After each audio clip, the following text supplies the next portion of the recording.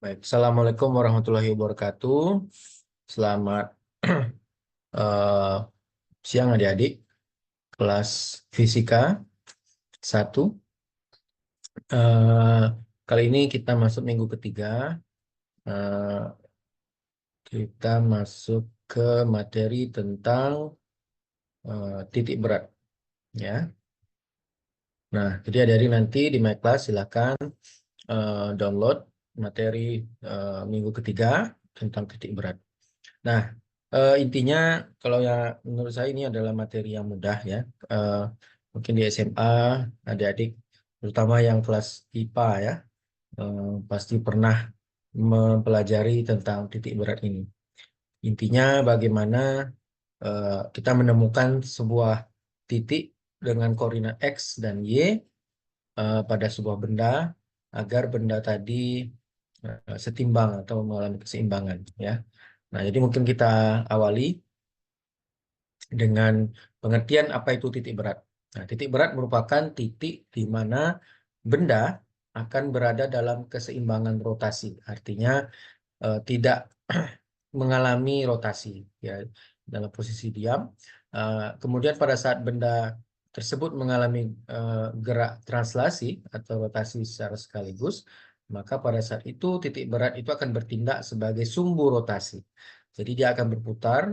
Misal sebuah piring ya, kita eh, paku di tengahnya lalu kita putar dia. Nah, nanti titik rotasinya itu ada di tengah tadi, ada di sumbu rotasinya tadi. Dan lintasan gerak dari titik berat ini menggambarkan lintasan gerak translasinya. Nah, seperti ini ya. Jadi kalau kita lihat akrobatik sirkus seperti ini, mereka mudah melakukan aksi menggantung karena memang mereka menemukan apa ya, lihai dalam menemukan titik berat sehingga terjadi kesetimbangan. Nah, apa itu kesetimbangan benda statik? Ya, ialah apabila sebuah benda diam, dia akan tetap diam. Maka itulah dikatakan keseimbangan statik. Kalau dalam apa namanya rumusnya ya, ada yang istilahnya jika gaya eksternal neto yang bekerja pada benda itu bersifat nol. Jadi sigma F sama dengan nol, atau jika dalam bidang XY sigma Fx sama dengan nol dan sigma Fy sama dengan nol. Kemudian juga didukung dengan hukum di mana momen gaya netonya pada setiap titik juga harus nol. Nah, kita dulu mungkin waktu kecil sering bermain-main ya, ketika di SD atau TK kita menemukan sebuah row penggaris, penggaris atau mistar ini, lalu kita mencoba iseng-iseng itu di tengahnya kira-kira kalau kita taruh di jari di tengah-tengahnya penggaris itu, bagaimana dia seimbang, setimbang ya, tidak jatuh kiri atau ke kanan. Nah, seperti ini mungkin kita pasti sudah pernah mengalami. Nah, jadi titik berat keseluruhan dari benda yang kita ukur tadi itu adalah resultan dari semua gaya gravitasi yang berarah vertikal, berarti atas ke bawah ya, dari semua partikel yang ada dalam benda tadi. Dan resultan ini bekerja melalui satu titik tunggal yang disebut dengan titik berat. Nah, ini adalah contoh-contoh jika kita menemukan ruang bangun yang sudah familiar ya, seperti warna biru kiri atas seperti penggaris, kemudian ada amplop seperti amplop itu ya, jadi persegi panjang, kemudian ada seperti piringan bola warna merah, kemudian ada segitiga tidak beraturan, kemudian ada eh, sebuah lingkaran dengan dua sisi, dua keliling dan di tengahnya mungkin bolong ya.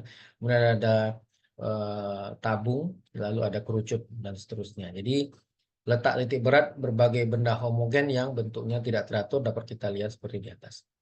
Nah, bagaimana menentukan titik berat? Nah, mungkin nanti ada di bisa iseng-iseng ya di kos-kosan mencoba eksperimen seperti ini, potong karton dengan bentuk seperti gambar, lalu buat tiga lubang ya pada pinggir potongan tadi, lalu ikuti arahan seperti yang di warna merah itu, jadi kantungkan sebuah paku, kemudian yang ada pemberatnya, lalu nanti di titik lainnya juga dibuat seperti itu.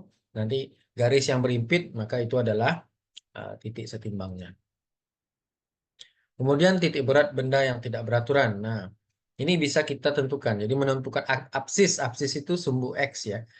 Titik X-nya, absis, titik berat, berarti mencari X. Nah, misal ada benda di samping, kita melihat ada benda yang tidak beraturan, lalu kita punya patokan 3 titik, misalnya 3 persegi yang kecil-kecil itu yang memiliki resultan gaya berat. Nah, jika kita ingin mencari absis, maka W-nya berarah vertikal dari atas ke bawah, W1, W2, W3, sehingga momen gayanya adalah perkalian antara W dengan X. X itu adalah proyeksi uh, dari titik tengah dari masing-masing momen gaya berat tadi ke sumbu Y, ya. Jadi jarak horizontal. Sehingga untuk jumlah momen gaya masing-masing berat partikel tadi terhadap titik 0 atau titik pusatnya yang di sumbu X dan Y itu adalah theta 1 tambah theta 2 tambah theta 3 sama dengan W1 kali X1 tambah W2 kali X2 ditambah W3 kali X3, ya. Nah, kemudian dari persamaan jika kita kalikan W dengan X sama dengan setiap W1 kali X1, W2 kali X2 dan seterusnya, sehingga diperolehlah jika W kita pindahkan ke bawah ke sebelah kanan, ya, sehingga tinggal X, maka untuk mencari X kita sudah dapat menemukan rumusnya, yaitu X atau absis sama dengan W1 kali X1 tambah W2 kali X2 dan seterusnya dibagi dengan total W.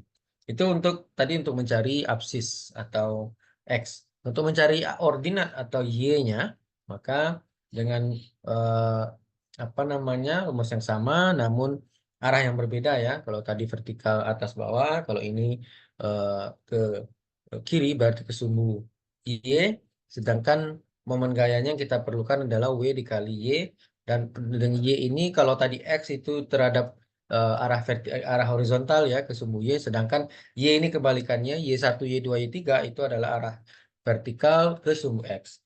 Jarak vertikal ke sumbu X. Sehingga dengan rumus yang sama, persamaan 1 dan 2, W kali Y sama dengan W1, Y1 tambah W2, Y2, dan seterusnya.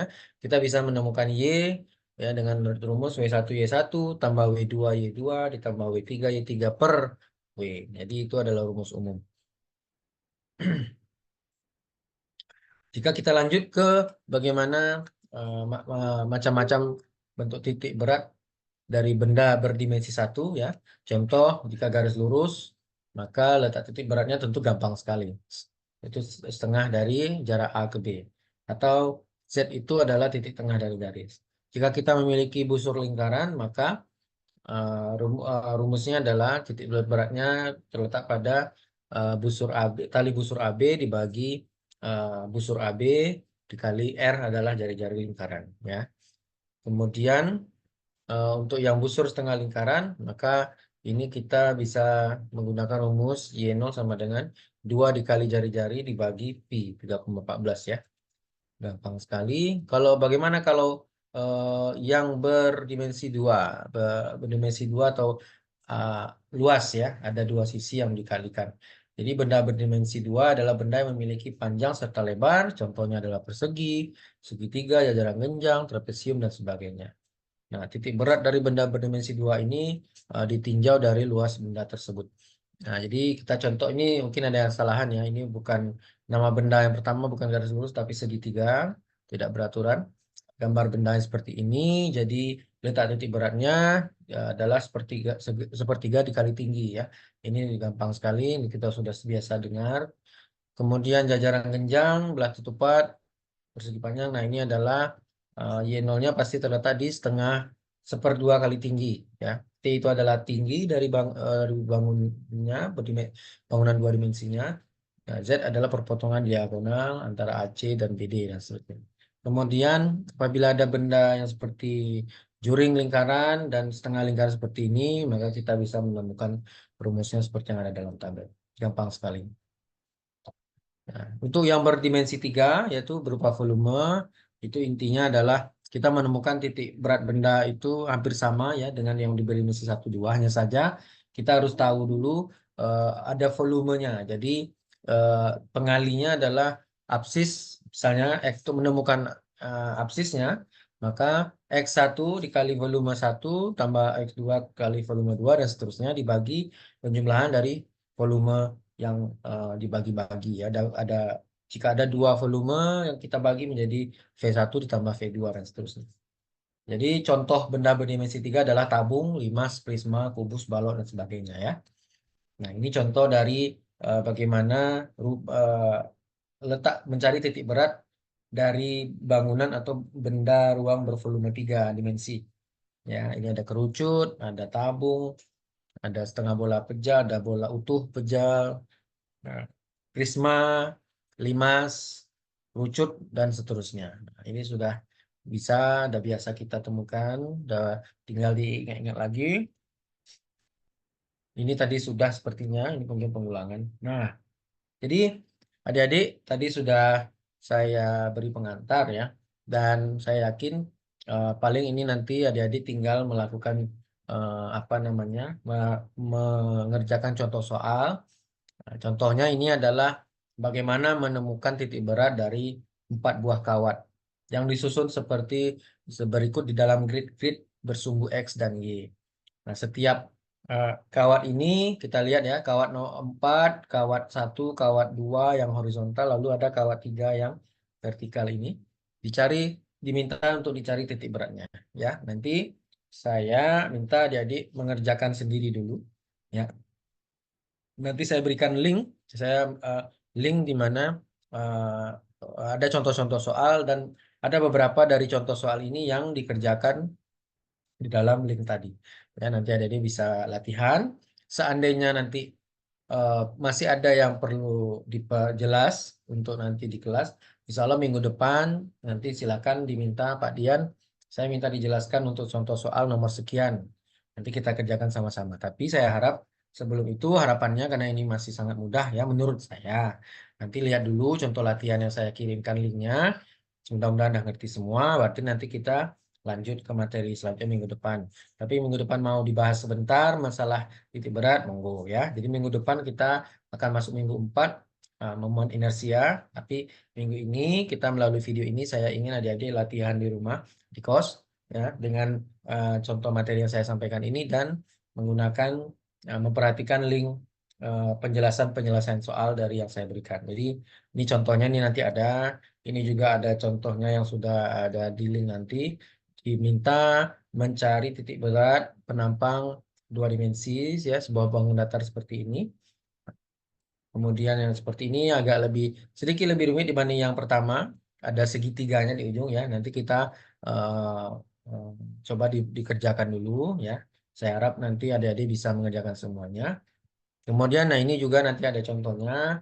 Ini tinggal bagaimana membagi dalam beberapa bentuk bangunan. Ada segitiga, persegi. Kalau ini ada bentuk H, namun apa namanya bidang datarnya ada yang tidak simetris ya, ada yang tipis, ada yang tebal di bagian bawah. Kemudian ini huruf C ya, nanti dicari. Tapi ini masih simetris ya tidak juga atasnya 6 meter, lebarnya di bawah 4 meter. Kemudian ini ada bangunan yang sedikit kompleks dan seterusnya. Ya, nanti saya akan tunjukkan link yang ingin saya mau adik-adik nanti silakan di apa namanya eh, pelajari di pelajaran. Nah, ini dia sebentar ya. Share. Ya, ini. Nah, ini silakan. Nah, ini contoh ya. Yang nanti ini linknya. Nanti di grup mungkin saya akan juga share. Nah, ini ya nanti cara mengerjakannya ya misalnya nanti sambil sambil apa namanya adalah pelan pula. Tapi intinya nanti silakan dilihat. Ini contoh-contoh ya, sudah ada video, ada cara mengerjakan, nah gampang sekali. Ini ada yang mirip seperti tadi, ada bangunan. Nah, ini ada yang mirip seperti tadi ya, teman ini dibalik ke atas segitiganya. Ya, gampang sekali. Jadi monggo nanti apa namanya dibaca PPT-nya dan dikerjakan soal-soalnya. Selalu gampang dan nanti kita akan lanjut ke momen inersia pada minggu depan. Semoga lancar dan sampai jumpa di eh, kelas selanjutnya. Saya akhiri. Assalamualaikum warahmatullahi wabarakatuh.